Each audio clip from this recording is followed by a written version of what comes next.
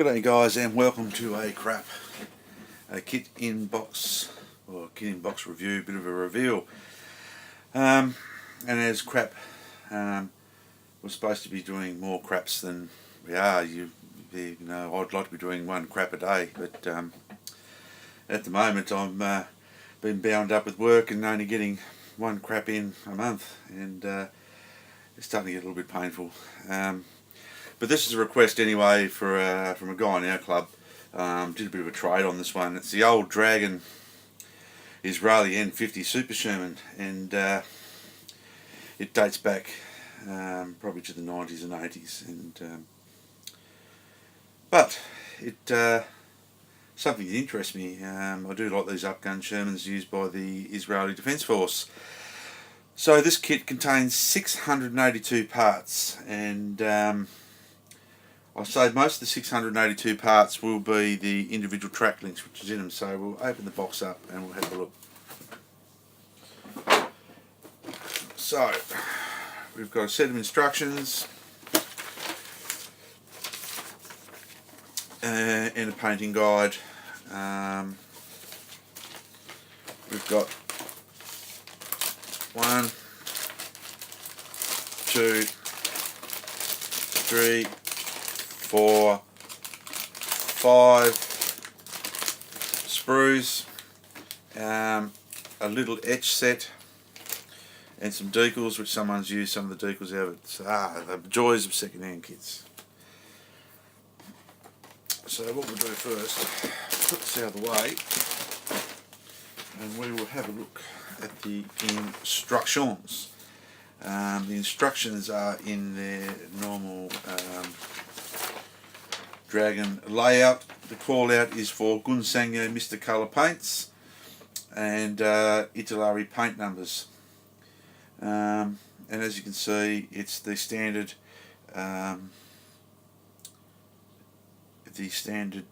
Dragon top layout in the instructions, which doesn't look as confusing as some of the new ones by the looks of it.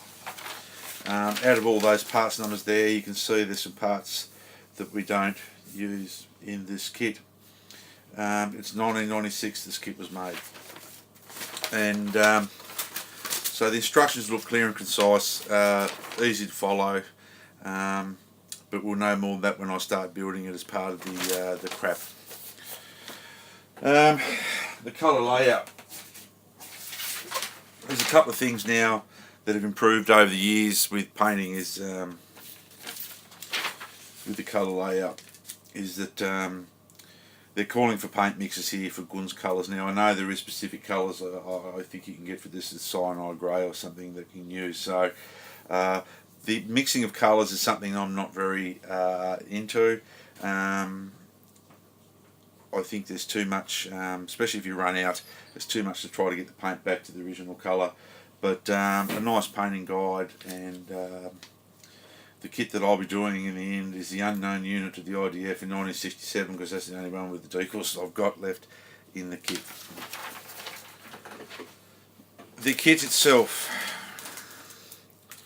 the instructions, the decals themselves look a little bit knocked around, but I think they'll still go down alright.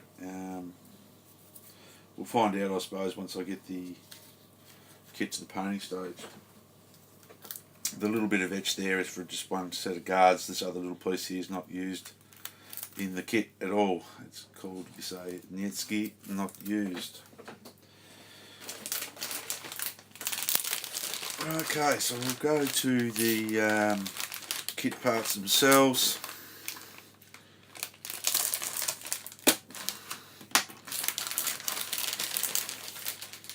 And this will be Sprue A, which is the upper hull, lower hull, rear engine deck, and a few bits and pieces like that, some suspension toolbox and things. This is very, very flash free. And as for injector sink marks on this one and pin marks, except for the face of the axe there, what I can see so far, is very good. It's actually, the seam lines are very good. Some nice detail in the weld seam marks and things like that. Nice and pronounced. I have seen people improve them. Nothing like the Tamiya kits with the little bits you've got to fill in underneath for the old engines and things, so everything's moulded in how it should be. And yeah, it looks very good. Nothing seems warped or anything, so like for an old bit, that's quite good. The next bit which I like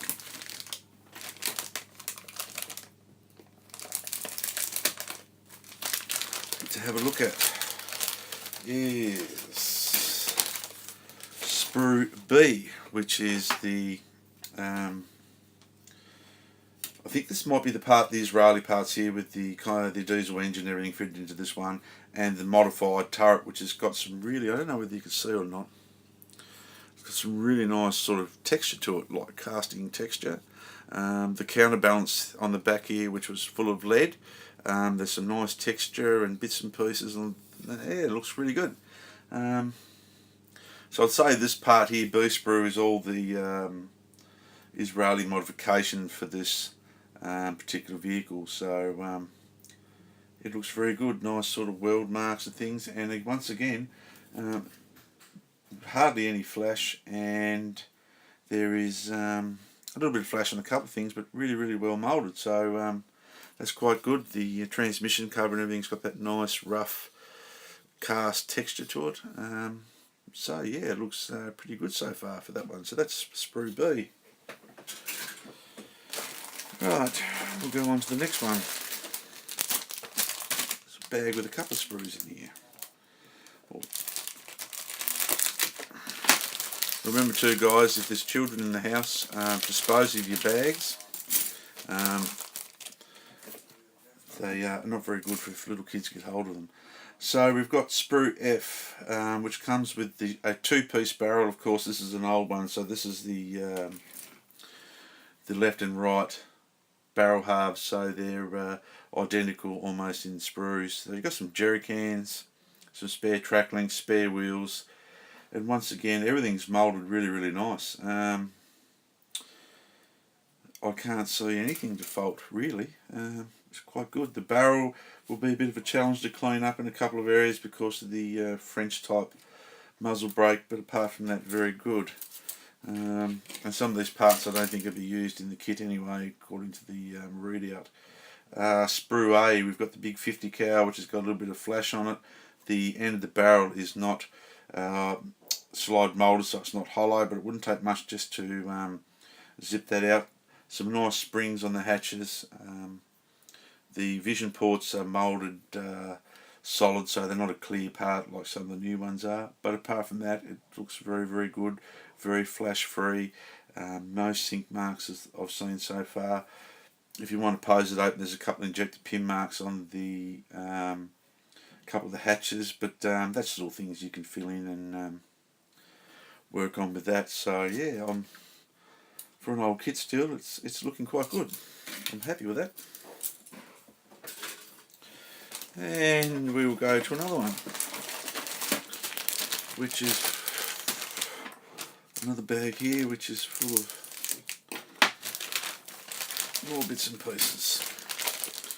So in this bag here we've got Sprue Set C ×2, which are wheels, suspension parts, mostly suspension parts, or front and rear idler.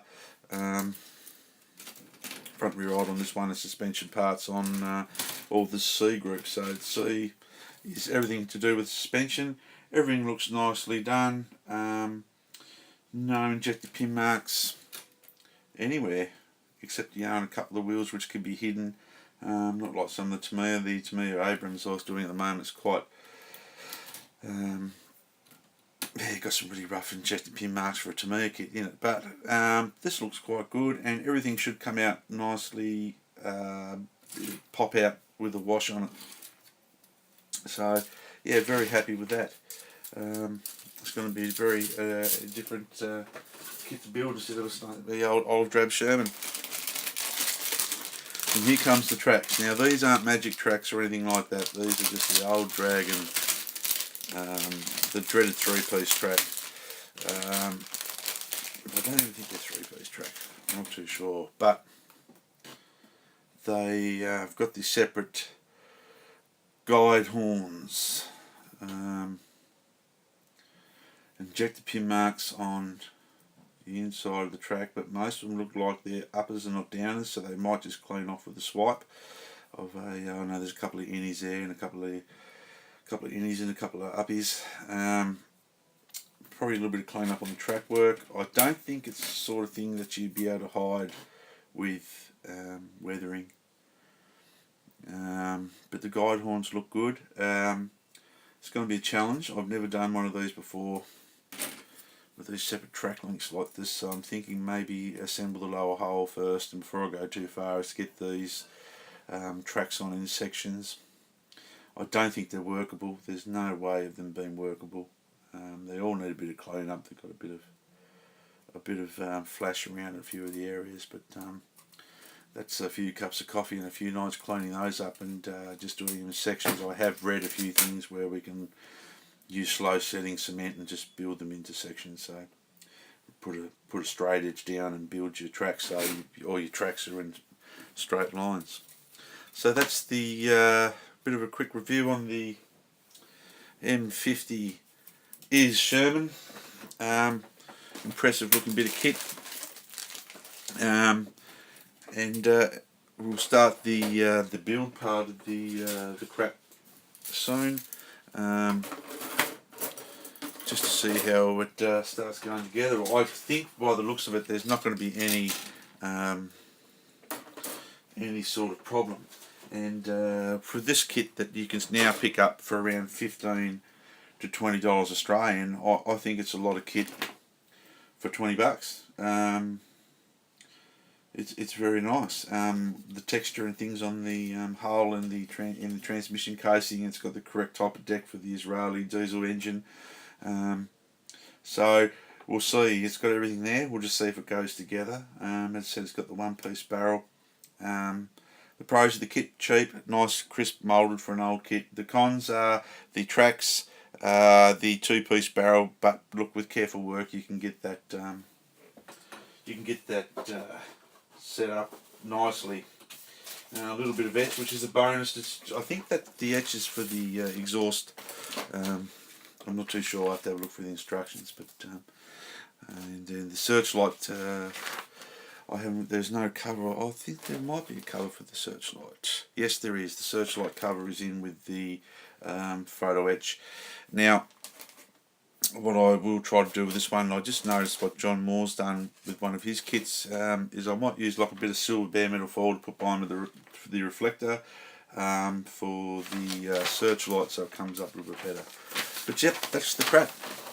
That's one K.R.A.P out of the way, and I will get this one built over the next week or so, tinker around with it and just give you an update on how things are going.